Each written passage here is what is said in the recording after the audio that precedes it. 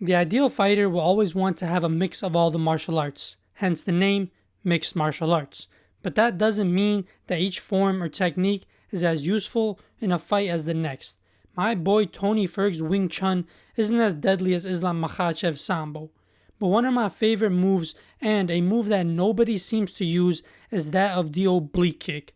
Both a defensive and offensive move, it's even been called to be banned by some fighters. I'll be diving deeper into that move later, but we need to lay down some groundwork first. To clear confusion, I'm just going to go ahead and make a set tier list on the value of each type of combat and then name some specific moves. I'll be ranking them based on how effective the type of combat / sport is in a fight. As many of you guys can guess, at the top of the pyramid is MMA.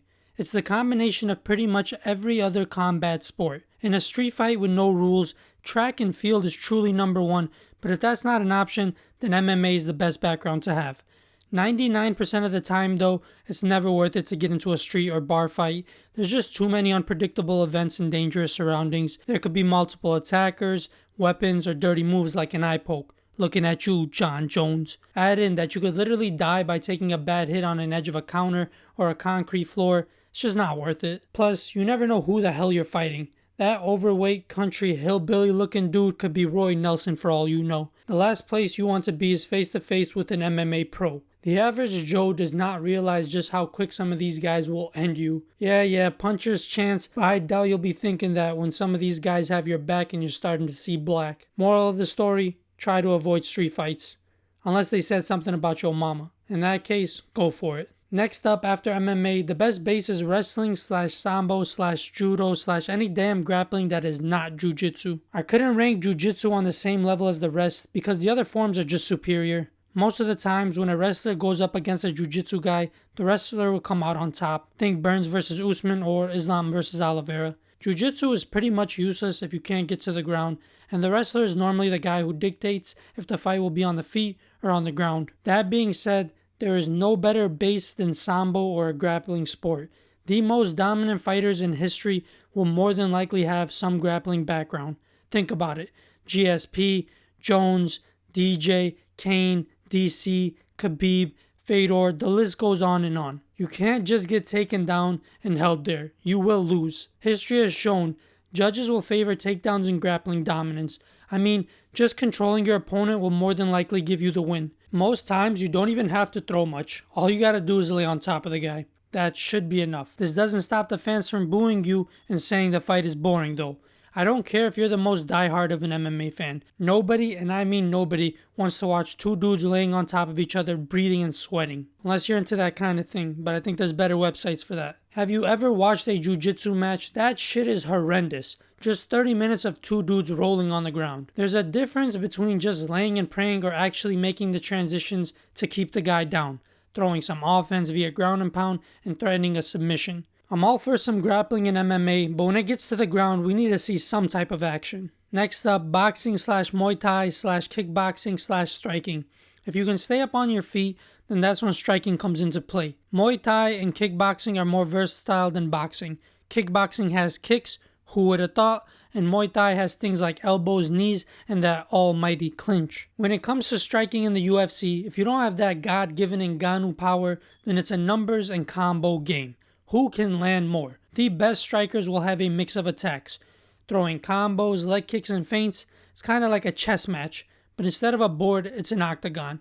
And instead of chess pieces, it's two guys trying to violently hurt one another. After these, it gets a little dicey, so I'm just going to go ahead and throw an other on the bottom there. Now, obviously, in different situations, these forms will shine differently. If you're 1v1, wrestling and BJJ will be more effective than being 1v3. If you have multiple attackers, you can't just take down one guy and focus all your attention on him. The other guys aren't going to wait there patiently for their turn. They're all going to fight you at once. This is not a movie. So in this case, striking would be more useful than grappling. It'd be better to headhunt and try to Ngannou your opponents. Now, with all that aside, let's jump into some specific moves. These are in no specific order, and I won't be ranking them. I already ranked the overall types of combat, and ranking specific moves is just too complicated for us simple-minded UFC fans. First up, my favorite, the secret oblique kick. Highly criticized, it's one of the most sleeper moves in all of MMA. Well put to use by John Jones, The oblique kick keeps your opponent at distance while also causing nasty damage to the ligaments. Defensively, it helps to maintain distance and stop the other guy from pushing towards you. On the offensive side, it can set up another move and start a combo. But the reason it gets hate is it hyperextends the knee. It tears up the ligaments and can cause some lifelong damage. But then again, it's MMA here. This is hand-to-hand combat commissioned in the most legal and purest form. Well, maybe not most legal and pure. In all seriousness, it's not on the level of an eye poke or groin shot.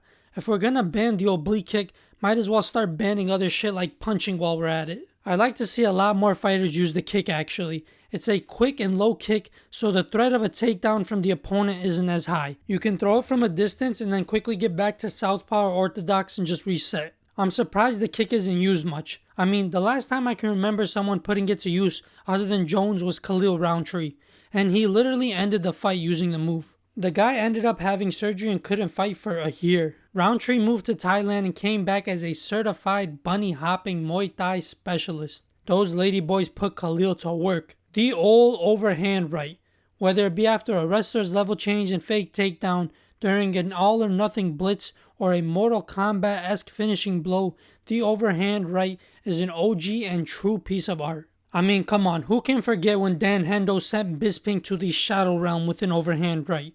With the smaller 4-ounce gloves, the move truly shines in the UFC. Next up, the jab. Not much to say here, it's just a jab. The double leg. It's the wrestler's signature weapon of mass destruction. Any boxer or pure striker's nightmare. In cases when all else fails and that gas tank runs out, everybody brings out that inner wrestling and spams a double leg. Oh, you're a wrestler. Enter submissions. The rear naked choke. Once you hear Joe or DC say he's got his back, more than likely one of these guys is coming. I mean, it's probably the most useful and successful submission in the history of MMA, but it's boring. Now, the armbar triangle and Kimura, a little more adrenaline inducing. I mean, come on, who doesn't want to see Frank Mir spam a Kimura and snap someone's arm? How about DJ doing some ninja shit and catching a flying armbar? Or Anderson Silva throwing up a last-ditch Hail Mary triangle to try and submit the undefeated Chael Sonnen, which the undefeated Chael Sonnen broke out of and remained undefeated. Don't let anyone tell you otherwise. Finally, saving the best for last, the calf kick. In recent years, this one has become a huge deal, but it's honestly been here all along, right under our noses. The fruits of an early round calf kick will show in the latter rounds. I mean, we've all seen it time and time again. A hard kicker spams calf kicks, leading to the opponent switching stances and slowly but surely breaking down throughout the fight. Once you take away that base, it's tough to stay standing, let alone throw some offense. Couple examples include the OG Aldo, Barboza, Poirier McGregor, and recently Alex vs. Yuri. Alex immediately in the first round took out Yuri's lead left leg with calf kicks. This caused Yuri to keep switching stances and become more aggressive. That Russian attacks ultimately led him to getting knocked out and Alex winning the belt. It's truly a simple but deadly move. Just make sure to not get checked and snap your leg in half. I know I didn't get all the moves, so I may or may not make a part 2.